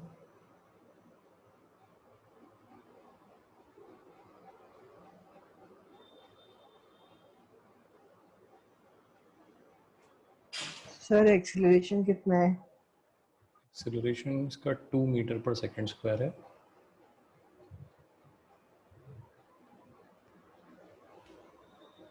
सर मैं हैंग हो रहा हूँ।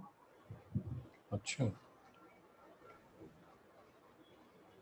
चलो देखते हैं इधर क्या लग रहा है।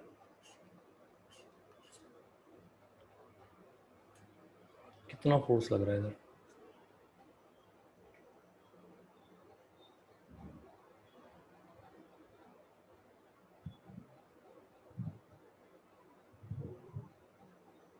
टू। अरे भैया, जी भी तो होता है दुनिया में। 20। 20। ये समझ लो यार, नहीं समझ में आया तो पूछो, है ना। यस सर हैंग हो गए। सभी हैंग हो गए क्या। 4 kg ब्लॉक है, 30 डिग्री का इंक्लाइंड प्लेन है। वेट तो इसका 40 न्यूटन हो गया, उसका mg साइन थीटा लोगे तो 20 न्यूटन आ जाएगा यार।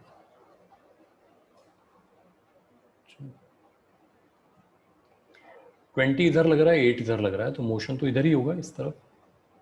तो एक्सेलरेशन कितना है, yes sir. 20 minus 8/6, 2 metre per second square. अब टेंशन बताने के लिए एक तरीका तो वो है इक्वेशन लिखना। तो आप कहोगे देखो टेंशन इसको इधर लग रही है, इसको इधर लग रही है। अगर आप इससे बताना चाह रहे हो तो आप कहोगे t minus 8 equal to 2 into 2। Answer तब भी आपका t इक्वल टू 12 आएगा। अगर आप इसके लिए बताना चाह रहे हो तो आप कहोगे 20 minus T equal to 4 into 2। Answer इससे भी t इक्वल टू 12 न्यूटन आएगा ना। ये तो इक्वेशन लिख के है, जो बहुत बेसिक काम है, ये तो एटलीस्ट आ ही जाना चाहिए। अदरवाइज बहुत सिंपल बात है, जो मैं आपको समझाना चाह रहा हूँ, मैं चाह रहा हूँ कि ऐसा सीख जाओ आप। 2 kg ब्लॉक को इस तरफ जाना है, कितने से? 2 से। तो नेट फोर्स कितना होना चाहिए? 4 होना चाहिए। 4 का नेट फोर्स चाहिए इन the direction of acceleration. 8 already उल्टा लग रहा है, दुश्मन है।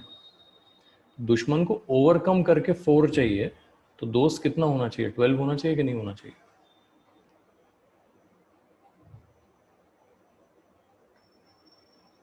ऐसे मन रखने के लिए हाँ बोल दो। Yes sir. ठीक ठीक, समझ जाओगे। Yes sir. बेटा आप तो समझ गए, बाकी जनता का क्या होगा मैं तो ये समझ रहा हूँ। यस सर आ गया। आ गया समझ में? Yes yes yes sir. पता नहीं यस यार, मतलब यस सर आ गया। डर लगने लगता कई बार, डर। नहीं नहीं सर आ गया। अरे आप समझ रहे हो डर कैसा है, ये बात समझो ना। मैं फिर से कह रहा हूँ, देखो मैं तो हमेशा आपको अपनी फौज समझता हूँ, है ना। तो मैं हूँ कमांडर, आप हो मेरी फौज। कमांडर के साथ सबसे बड़ी दिक्कत पता क्या होती है? वो खुद लड़ने नहीं जा सकता, उसे फौज को भेजना पड़ता है लड़ने के लिए।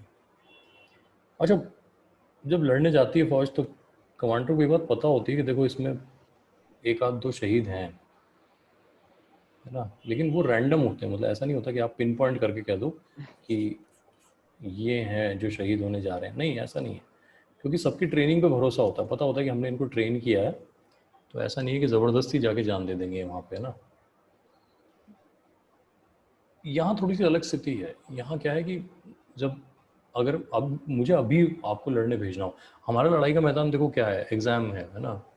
तो मुझे इस वक्त फीलिंग क्या आती है कि जैसे मान लो यहाँ टोटल 17 लोग क्लास में बैठे हैं और मुझे आपको एग्ज़ाम में भेजना है, लड़ने भेजना है।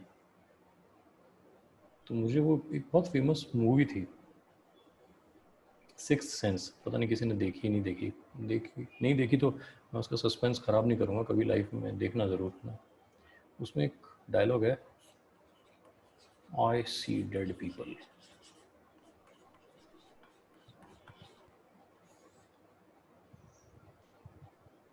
हालांकि वो तो थोड़ी सी भूत वाली फिल्म है, तो उसमें एक्चुअली इसका मतलब ये होता है कि कोई एक बच्चा है जिसको भूत दिखाई देते हैं।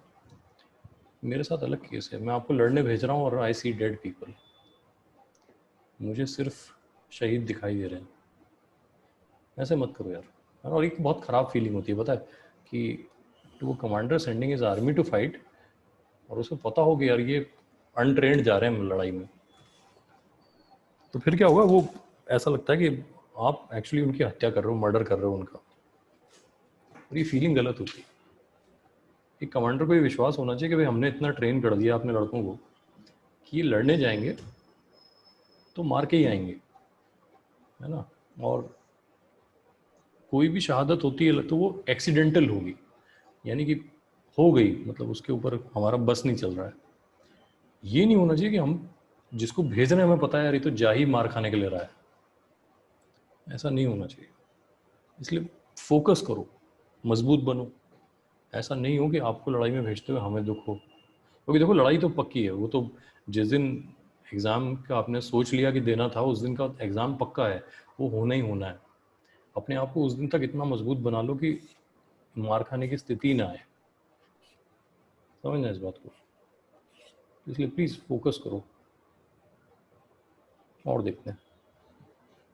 अच्छा, क्वेश्चन तो प्रोग्रेसिवली मुझे आपको मुश्किल ही देने पड़ेंगे, इसका भी कोई इलाज नहीं, क्योंकि वही तरीका है आपको मजबूत बनाने का। लेकिन अगर आप शुरू के क्वेश्चन में ऐसे हाथ खड़े कर लोगे, चलो खैर इसको ये हटा देते हैं, यहाँ से ये नहीं लगाते हैं हम, तो फोर्स लगा देते हैं डायरेक्टली। इधर लगा देते हैं 32 न्यूटन और इधर लगा देते हैं 20 न्यूटन। एक क्रॉस सेक्शन ड्रॉ कर देते हैं यहाँ पे। क्रॉस सेक्शन समझते हो ना, मतलब एक ऐसा प्लेन जो दो पार्ट्स में इसको डिवाइड कर रहा है। ये है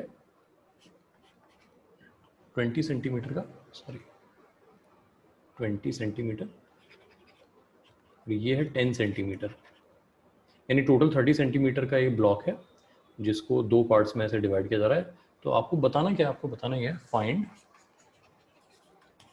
the tension in the block, tension in the block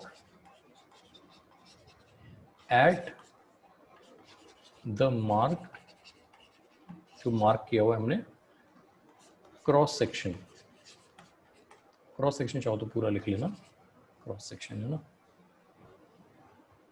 यहाँ पे कितनी टेंशन होगी इस क्रॉस सेक्शन पे। अब इस क्वेश्चन का हिंट मैं आपको ये दे सकता हूँ कि आप चाहो तो ऐसा कह दो कि हमारे पास एक नहीं बल्कि दो ब्लॉक हैं, एक नहीं बल्कि दो ब्लॉक हैं और उनमें इस तरीके से टेंशन लग रही है। अच्छा, अब इन ब्लॉक्स के मास क्या लोगे, अगर आप इसको यूनिफॉर्म ब्लॉक कहते हो तो ये 2 और 1 है, यानी कि 2:1 में है। तो आप चाहो तो इसके मास को 2m कह सकते हो, इसको m कह सकते हो, और सिंपल करना चाहते हो तो इसे जस्ट 2 कह दो, इसे जस्ट 1 कह दो, ठीक है ना। अब इधर कितना फोर्स लग रहा है 32, इधर कितना फोर्स लग रहा है 20 और आपको ये t बताना है। आई होप कर लोगे, एक बार ट्राई करो, टेंशन कितनी है ये बताना।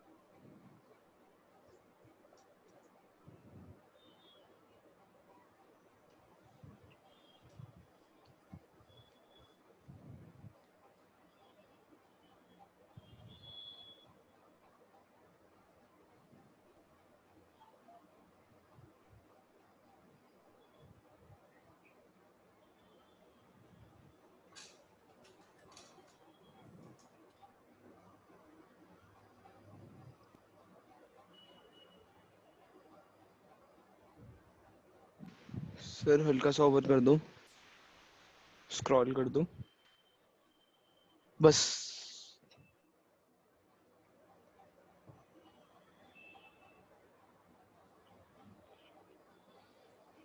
कोई भी कि टेंशन कितनी है,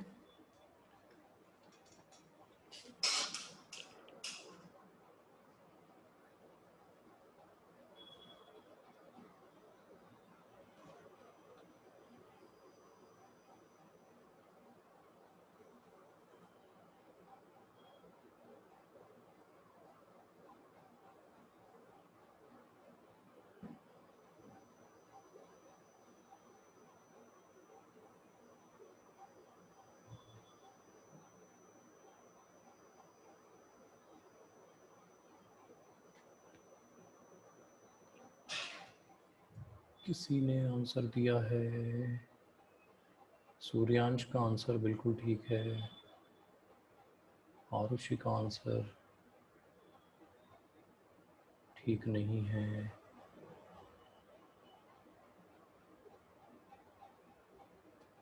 सूर्यांश ठीक है आपका आंसर बेटा।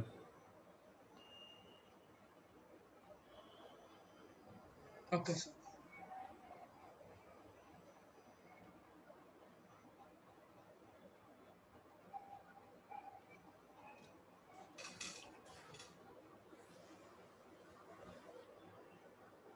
करें, ट्राई करें इसको। चलो सबसे पहले आप समझो नेट फोर्स कितना लग रहा है इसमें, नेट फोर्स कौन बताएगा, इस सिस्टम पे नेट फोर्स कितना लग रहा है? 12 लग रहा है ना। तो आपको एक्सेलरेशन, अगर आप ये m वाला ले रहे हो तो एक्सेलरेशन 12/3m हो जाएगा, है ना। और अगर आप m को 1 ले रहे हो तो सिंपली 12/3 हो जाएगा। तो या तो आपका आंसर आया 4/m या आपका आंसर सिंपली 4 आ गया, है ना, 4 मीटर पर सेकेंड स्क्वायर, जैसे भी देख लो आप। अब आप किसी भी एक का फ्री बॉडी डायग्राम बना लो, मान लो आप इसका फ्री बॉडी डायग्राम बनाते हो तो आप कहोगे 32 minus T equal to M A, M into A, तो m इंटू 4/m, तो आ गया 32 माइनस टी इक्वल टू 4, तो T इक्वल टू 28 न्यूटन आ गया। यही काम आप इसके लिए कर लेते हैं, इस वाले के लिए, लेफ्ट वाले के लिए। तो ये आगे जा रहा है तो इसके लिए T ज़्यादा होना चाहिए 20 से, तो T minus 20 equal to 2 into A हो जाता है। तो T minus 20 equal to 2 into 4/m, फिर से T इक्वल टू 28 न्यूटन आ जाएगा। चेक कर लो, देखो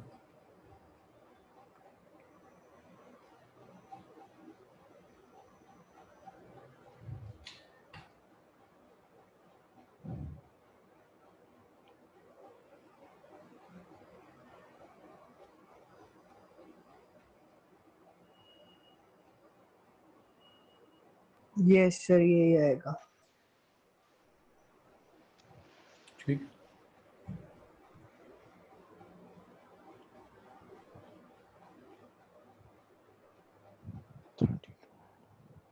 ठीक है, चलो। तो मेरा कहना है कि यार देखो, बहुत मन लगा के पढ़ोगे तो चीज़ें ठीक हैं, नहीं तो भी बहुत मेहनत करने की ज़रूरत है। ट्रेनिंग के लेवल क्या होते हैं? होमगार्ड जानते हो क्या होता है? होमगार्ड, होमगार्ड ये वो जनता होती है जिनको एटीएम की चौकीदारी में लगा सकते हैं, बैंक का गार्ड बना सकते हैं, ठीक है ना। कभी कभी पुलिस भी इनको कहीं कहीं पे यूज़ कर लेती है ना, हालांकि ये रेगुलर पुलिस में नहीं आते हैं। उसके बाद आती है पुलिस, फिर आती है इन्फेंट्री, और फाइनली आती हैं स्पेशल फोर्सेस। अभी हम ये हैं, ये यानी अभी हमारी ट्रेनिंग का लेवल इतना भी नहीं है कि हम पुलिस कह सकें अपने आप को। हालांकि इंडियन पुलिस की ट्रेनिंग का लेवल बहुत ख़राब होता है, बहुत ख़राब। फिर भी मैं कह रहा हूँ कि उतने तक भी नहीं पहुँच रहे हम। इन्फेंट्री जो होती है ये बहुत बेसिक आर्मी की यूनिट होती है, पुलिस से ज़्यादा ट्रेंड होती है, लेकिन फिर भी उतनी ट्रेंड नहीं होती है। फाइनली ये लोग होते हैं, ये 3-4 भी बहुत काम के होते हैं, बहुत सारे काम कर सकते हैं, जिन्हें आप कमांडो कह सकते हो, या है ना स्पेशली ट्रेंड फोर्सेस कह सकते हो। ये हमें फाइनली बनना है जाके, इससे निकलो जल्दी से जल्दी, ठीक है ना। अगर इस कंडीशन में लड़ाई में गए तो यार पर्सनली मुझे बहुत दुख होगा, ये बात समझना। तो इसलिए जल्दी अपने आप को ट्रेनिंग का लेवल बढ़ाओ। सर आप न्यूटन के क्वेश्चन सेंड कर दीजिए। मैं कर दूंगा बेटा, बिल्कुल कर दूंगा। क्वेश्चन की देखो अपने पास कोई कमी नहीं है यार, क्वेश्चन तो मैं आपको इतने भेज दूंगा कि आप है ना अगले 10 साल तक सिर्फ न्यूटन लॉ सॉल्व कर सकते हो। बात ये है कि आपको उतने सॉल्व करने की ज़रूरत नहीं है। मैं सिर्फ कह रहा हूँ आपको न्यूटन लॉ सॉल्व करने के लिए 200 क्वेश्चंस इतने कर लो आप, है ना, तो आपके न्यूटन लॉ परफेक्ट हो जाने चाहिए। बट द प्रॉब्लम इज वो 200 क्वेश्चंस जो हैं वो जो प्रिंसिपल्स आपको क्लास में सिखाए जा रहे हैं उनके अलॉन्ग आपको सॉल्व करने होंगे वैसे प्रैक्टिस करके। तो 200 अच्छे क्वेश्चंस अगर आप ढंग से सॉल्व कर लेते हो, उसमें से भी मैं आपको कह रहा हूँ, देखो न्यूटन्स लॉज जो एचसी वर्मा में दिए हुए हैं उसमें 42 क्वेश्चंस हैं, तो ये 200 में से 42 तो मैंने आपको ये दे दिए। अच्छा, फिर मैंने आपको याद है एक पीडीएफ भेजा था वो MCQ फिजिक्स वाली बुक का, यस सर। बहुत पहले मैंने एक बार भेजा था, है ना। उसमें होंगे करीब और 50 क्वेश्चन न्यूटन लॉ के, मान लो 50 वहां से हुए, 100 में और भेज दूंगा आपको। इतने क्वेश्चन कर लो, लेकिन करने वैसे ही पड़ेंगे जैसे सिखाया जा रहा है। हर बार आपको क्वेश्चन करने के बाद में सीखना पड़ेगा हमने इससे लिया क्या, इनपुट क्या मिला, नेक्स्ट टाइम के लिए क्या सीखा। जब तक वो नहीं करेंगे, जब तक हमारे दिमाग में एक डेटाबेस नहीं क्रिएट होगा कि how to handle a problem involving Newton's laws, तब तक कुछ नहीं हो रहा, ठीक है ना। तो फोकस करो, समझो कि यहाँ पर सिखाया क्या जा रहा है। मैं आपको इक्वेशन लिखना नहीं सिखा रहा हूँ, मैं आपको फिजिक्स सिखा रहा हूँ। और फिजिक्स क्या होती है, एक बार समझ में आ जाए तो फिर इक्वेशन लिखने की जरूरत ही नहीं है, आप सिर्फ देख कर कह सकते हो। आप तो ये देखो, यहाँ पे ये देखो, ये जो ब्लॉक है इसका मास 1 kg है, आप तो ऐसे कहो 1 kg। 1 kg का ब्लॉक 4 से आगे जा रहा है, तो net force in the direction of acceleration कितना चाहिए इसे? 1 kg का ब्लॉक 4 मीटर पर सेकंड स्क्वायर से आगे जा रहा है, net force in the direction of acceleration कितना चाहिए इसे? 4 चाहिए। ऑलरेडी कितना मिला हुआ है इसे? 32। तो उसको 4 बनाने के लिए कितना माइनस करना पड़ेगा इसमें से? 28 हो गया सॉल्व, बस ये है। कर लोगे? Yes sir.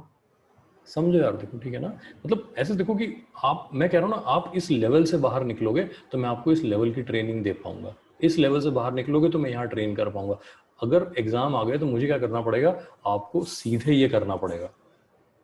और मुझे पता है ये नेक्स्ट टू इम्पॉसिबल काम है कि आपने एक होमगार्ड उठाया जो एटीएम में नौकरी कर रहा था। एटीएम में आपने देखे होंगे लोग, गार्ड बैठा होता है, उसके पास बंदूक भी होती है, मालूम है कि नहीं है?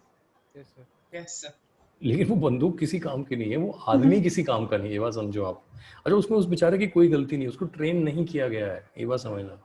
आप उसको मतलब दुनिया की सबसे सोफिस्टिकेटेड बंदूक भी दे दोगे, वो किसी काम का आदमी नहीं है, ट्रेनिंग नहीं है उसके पास में, ये समझो।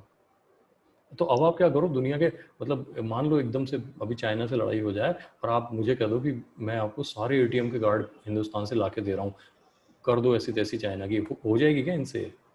No sir. नहीं होने वाली है, समझो ना, ट्रेनिंग नहीं है उनके पास। क्या करूं मैं इन लोगों का? कुछ नहीं कर सकता, ठीक है ना। इतना टाइम है कि मान लो आज मुझे पता लग जाए 1 महीने बाद चाइना से लड़ाई होने वाली है, आप मुझे सारे एटीएम के गार्ड लाके जमा कर दो, कहो बना दो इन्हें स्पेशल फोर्सेस, देखते हैं चाइना कैसे बचता। नहीं, 1 महीने में पॉसिबल नहीं है करना।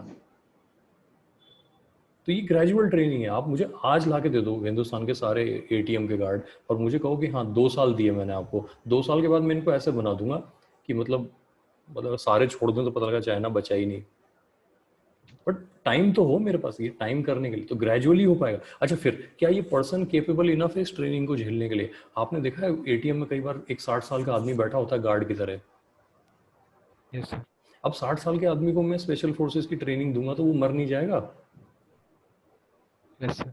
तो अब मुझे बताओ ना कि ये जो पर्सन है, ये जो है, ये फिजिकली भी तो केपेबल होना चाहिए। तो अब आपको खैर फिजिक्स पढ़ने के लिए फिजिकली केपेबल होने की तो कोई बात ही नहीं है, आपको सिर्फ मेंटली केपेबल होना है ना। उतना स्ट्रेस झेलने की आदत होनी चाहिए कि जब मैं आपको इस लेवल से इस लेवल तक लाऊंगा तो ऐसा ना हो जाए आप हाथ खड़े करके भाग जाओ कि नहीं यार दुनिया का सबसे मुश्किल सब्जेक्ट फिजिक्स है, मैं तो पढ़ूंगा ही नहीं।